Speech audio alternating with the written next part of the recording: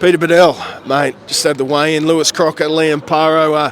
Firstly, mates, how did you see both boys up there?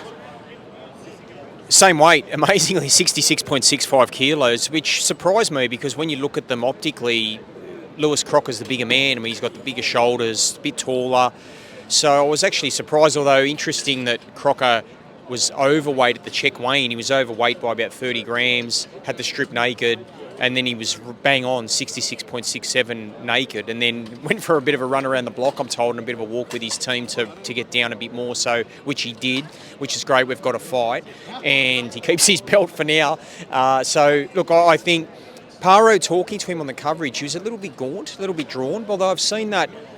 I wasn't too concerned because I've seen that before with Nikita Zoo. I've seen Nikita look like a skeleton standing next to me, and then he comes out the next day and turns on a masterclass with power. So look, Liam, this is his 29th fight. He's been there, done that, many weight cuts. So I wasn't too worried, but it goes to show that 140 was just a division way too small for Liam Paro. Mate, we saw Tim Zoo sort of come out after the Buckround defeat and talk about that rehydration clause and how that sort of impacted him, mate. You know, Lewis Crocker-Liam Paro, what sort of fact do you think that's going to have in this one? That's a great point. I mean, Tim's said, hasn't he, Macca, that he'll never fight with the IBF ever again. So that just goes to show how hard the weight cut was for Tim, who normally puts on 9 or 10 kilos. So for Tim, the IBF probably isn't his domain. I think it's not too much of a problematic thing for Liam, though, because he's fought in the IBF before. He knows what it takes. So I think he's pretty comfortable now at this weight, and he had a bit more room to play with. I mean, he's been a 140 for so long, so for him going up to welterweight just buys him a bit more weight, buys him a bit more kilos. So I think not so problematic for Liam. Although Lewis Crocker, I mean, I don't know all of his weighing history, weight cut history, but he's obviously a pro. I mean, 22 fights unbeaten, so he's obviously just as experienced and just as seasoned on the big stage. So I don't think the rehydration factor will be too great come tomorrow morning because they can't put on too much weight today. But I think for both men, the real decisive thing will be in the ring and what they can do tactically. I think tactics will be huge tomorrow night. Mate, we're hearing so much about, you know, the doors that could open up for Liam Paro if he gets a win in this fight, mate. What are you hearing about what could be next for Liam if he gets a win here on Wednesday?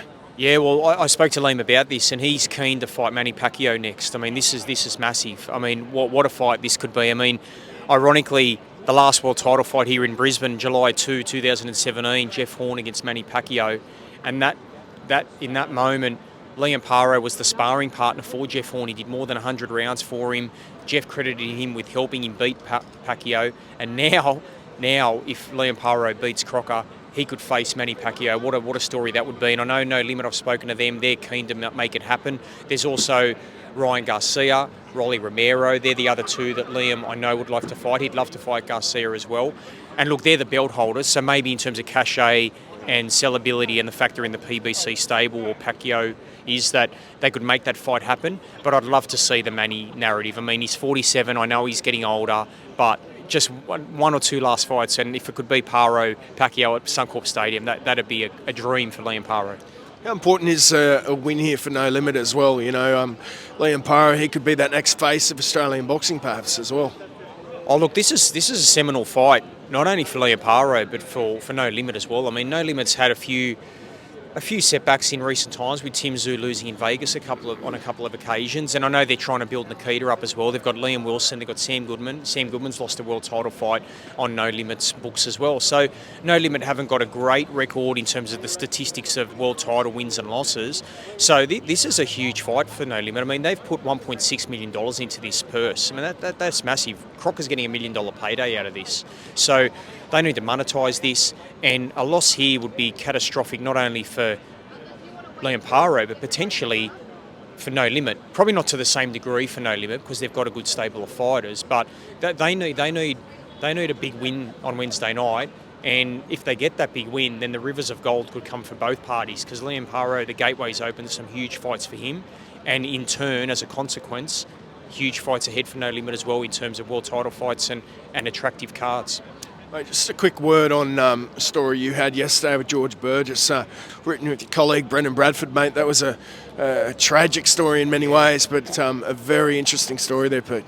Yeah, it was. Look, to those who didn't read it, so yesterday on Monday, George Burgess saved a man's life. A man here in just not far from us, Macca, here near the Sofitel, was hanging. He'd climbed a ledge, was hanging off on an overpass, ready to jump to train tracks below.